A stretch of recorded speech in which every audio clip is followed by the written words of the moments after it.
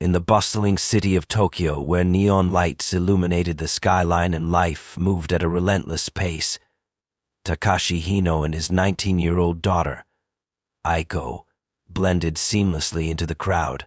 Takashi, a quiet and diligent financial consultant, was well respected in his community. He carried an air of calm professionalism, always dressed in crisp suits and punctual in his dealings.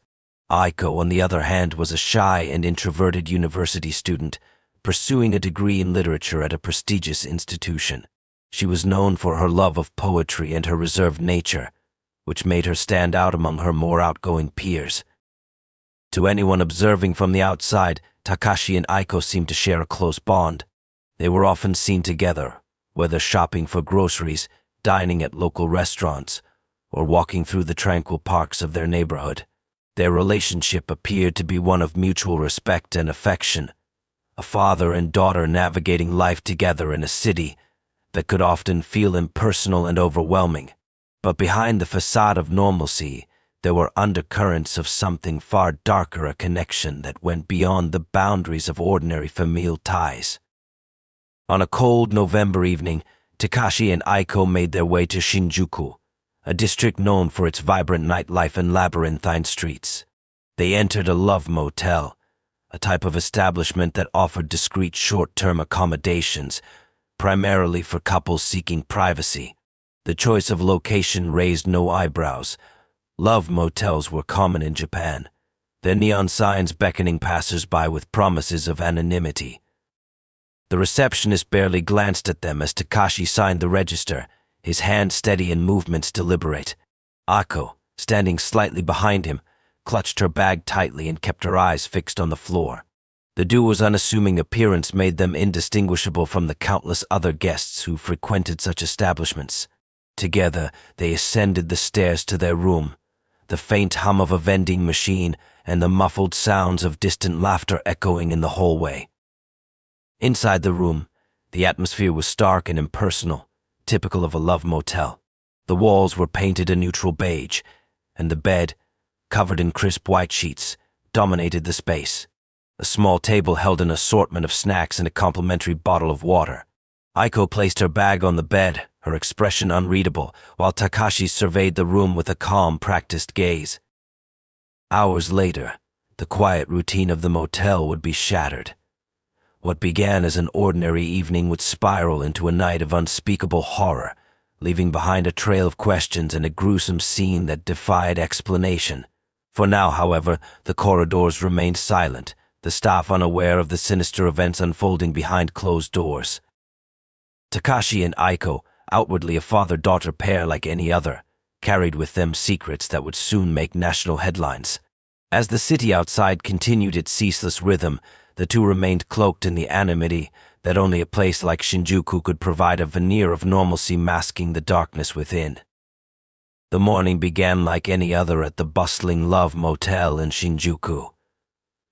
The receptionist flipped through the day's reservations, while a housekeeper wheeled her cart down the narrow corridors, preparing to clean the vacated rooms. The motel operated with efficient anonymity, catering to a steady flow of guests who valued discretion above all else. However, the staff's routine was abruptly interrupted when one housekeeper knocked on the door of room 305. There was no response, even after multiple attempts. Concerned but cautious, she used a master key to enter, unaware that she was stepping into a nightmare. Inside, the air was heavy, an oppressive stillness lingering like an unspoken warning. At first, she noticed the disarray. The bed's once crisp sheets were tangled and smeared with dark stains, the small table overturned and scattered items littering the floor. But what caught her attention next froze her in place. Lying sprawled on the carpet was the lifeless body of a young woman, her features pale and contorted in a grotesque mask of terror. Blood pooled beneath her, soaking into the carpet, while faint bruises and ligature marks on her wrists and neck hinted at a prolonged struggle. The victim was quickly identified as Raina Nakamura, a 22-year-old university student. Her belongings, a tote bag, a notebook, and a phone, were scattered nearby, as if she had tried to clutch them during her final moments. What unsettled the investigators most was the methodical nature of the scene. There were no signs of forced entry, and the motel's surveillance footage confirmed that Reina had willingly entered the room the previous evening, following closely behind Takashi Hino and his daughter, Aiko. The police were immediately called, and the motel became a hive of activity. Forensic teams combed through every inch of the room, collecting samples and photographing the evidence. A half-eaten bento box, its contents now spoiled, sat on the corner of the bed, a strange and eerie reminder of the room's previous occupants. On the bathroom counter they discovered strands of long dark hair, later confirmed to belong to Aiko. Fingerprints lifted from the furniture matched both Takashi and Aiko, leaving no doubt that they had been in the room with Reina. Yet the most baffling discovery was the lack of any sign of escape. Surveillance footage showed the trio entering the motel, but no footage captured them leaving. The room's only exit led to a busy hallway monitored by cameras, and none had recorded Takashi or Aiko after the initial entry. A small window at the back of the room became a focal point for investigators. Its latch was unlocked, and faint footprints were found on the ledge outside, suggesting it had been used as an escape route. As news of the crime spread, the public was gripped by fear and curiosity. Who were Takashi and Aiko, and why had they brought Reina to this motel only for her life to end in such a horrifying manner? The case quickly garnered media attention, with journalists speculating on the motives and the twisted relationship between the father-daughter duo. While investigators worked tirelessly to uncover the truth, the nation waited, horrified yet riveted by the unspeakable violence that had shattered the mundane morning at a Shinjuku love motel. As the investigation into Reina Nakamura's brutal murder unfolded, detectives began digging deeper into the lives of Takashi Hino and his daughter, Aiko. On the surface, the two had lived what appeared to be an unremarkable existence in the suburbs of Tokyo. Neighbors described them as polite but distant, rarely engaging in conversations or community events. However, as investigators peeled back the layers of their lives, disturbing truths began to emerge. Takashi Hino, a middle-aged financial consultant, was far from the ordinary professional he presented himself to be. Police uncovered evidence linking him to a network of underground fetish forums on the dark web. These forums catered to individuals with violent and often illegal fantasies, providing a platform for them to share graphic content and disturbing ideas. Under an alias, Takashi was an active participant, frequently posting about power dynamics and control. His writings were meticulous and chilling, hinting at an obsession with dominance that extended beyond the virtual world. Aiko's hidden life proved to be equally troubling. Despite her reputation as a quiet and studious literature major, she led a double life online. Using anonymous profiles, she engaged with similar dark web communities, her posts revealing a fascination with themes of violence and submission. In one particularly alarming thread, she had described the concept of perfect loyalty, a chilling manifesto about unbreakable bonds that justified any act, no matter how heinous, in the name of devotion. Further investigation revealed that Reina Nakamura, the victim, was not a random stranger.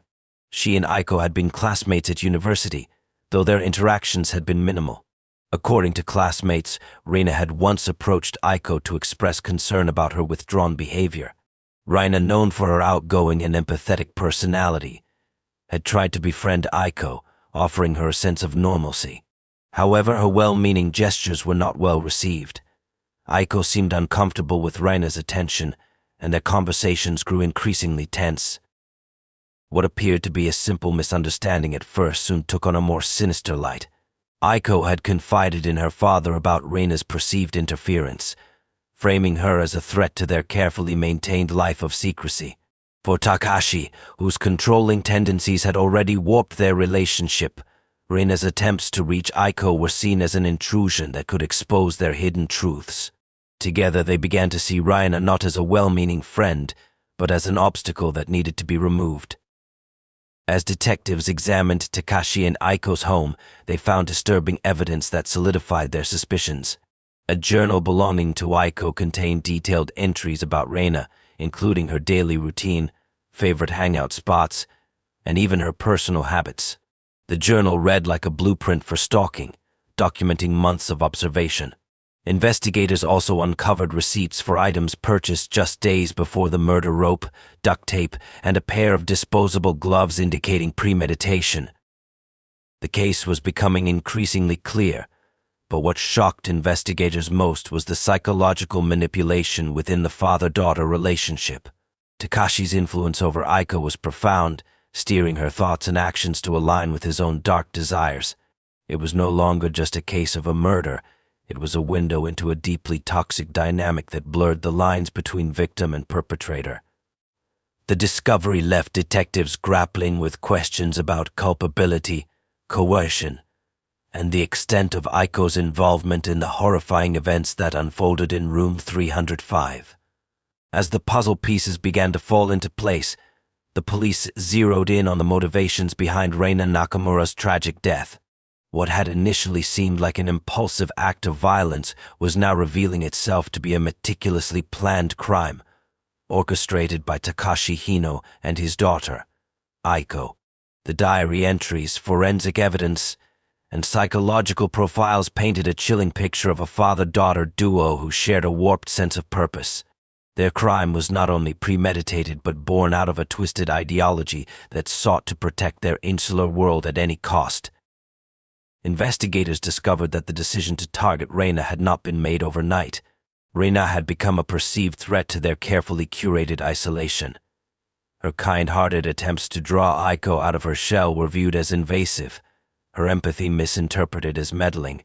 Aiko, already deeply under Takashi's psychological control, confided in her father about Reina's persistence. For Takashi, who thrived on control and secrecy, this was unacceptable. He began to see Reina as an enemy, someone who might pry too deeply and uncover the darkness that he had worked so hard to conceal. In Aiko's journal, detectives found chilling entries detailing how the plan evolved. Takashi and Aiko spent weeks preparing, choosing the Love Motel in Shinjuku for its anonymity and easy access to an escape route. The location was deliberately selected to ensure minimal scrutiny, a place where their presence would draw no questions. Aiko was tasked with luring Reina to the motel under the pretense of a study session, a cover story that would ensure Reina came willingly. The notebook outlined every step of the crime, from the initial contact to the precise materials they would need. On the day of the murder, Takashi and Aiko followed the plan with unnerving precision. Surveillance footage showed Aiko meeting Reina outside the university campus. They appeared friendly, even laughing as they walked toward the station. From there, they traveled to Shinjuku, where Takashi was waiting at the motel. The footage showed Reina hesitating briefly before entering the building, but Aiko's calm demeanor seemed to reassure her. It was the last time Reina was seen alive. Inside room 305, the atmosphere quickly turned sinister. Takashi and Aiko's actions were methodical, showing no signs of hesitation. Evidence suggested Reina had been restrained shortly after arriving. The ligature marks on her wrists and ankles told a story of prolonged suffering. Forensics indicated that Takashi had taken the lead, but Aiko was far from a passive observer. The evidence pointed to her active participation in the crime, carrying out tasks that aligned with the detailed plan she had helped create. After Reina's death, the duo executed the next phase of their plan. They carefully wiped down surfaces to minimize trace evidence, though they underestimated the capabilities of forensic teams. The unlocked window at the back of the room became their escape route. Footprints outside indicated they had climbed down into a narrow alley, avoiding the motel's cameras entirely. From there, they vanished into the chaotic streets of Shinjuku, blending into the endless sea of people. The murder was not only a shocking act of violence, but a testament to the lengths Takashi and Aiko were willing to go to protect their toxic bond. The Love Motel, a symbol of discretion and secrecy, had become the backdrop for a crime that was anything but private. While they had succeeded in disappearing, the evidence they left behind was enough to reveal the terrifying extent of their calculated actions. As the investigation deepened, the nation watched with morbid fascination, horrified by the idea that such unspeakable acts could emerge from such an unassuming pair. As the investigation into the brutal murder of Reina Nakamura unfolded, the search for Takashi and Aiko Hino grew more intense. The father and daughter, having vanished from Shinjuku on the night of the crime, had managed to elude authorities for weeks. The police scoured the streets, following up on every lead and sifting through hundreds of tips that flooded in from across the country. Yet the Hinos remained elusive, like shadows slipping through the cracks of the system.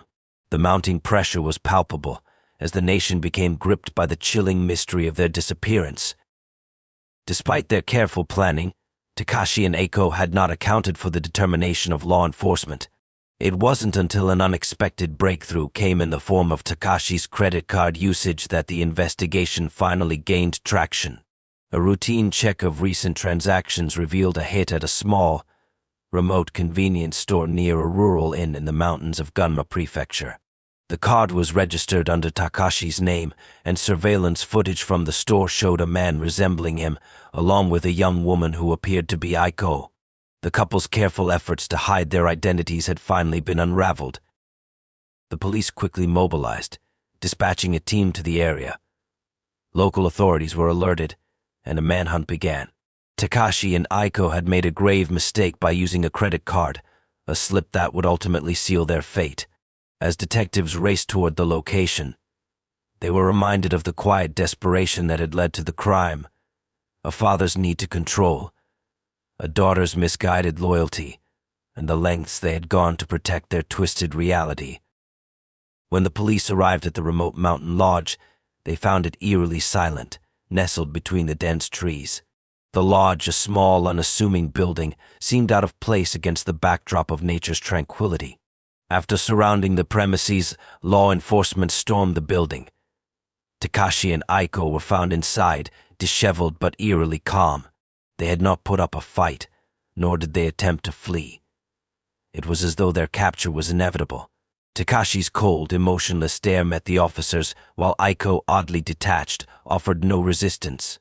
The father and daughter, whose lives had once seemed so ordinary, were now prisoners of their own actions.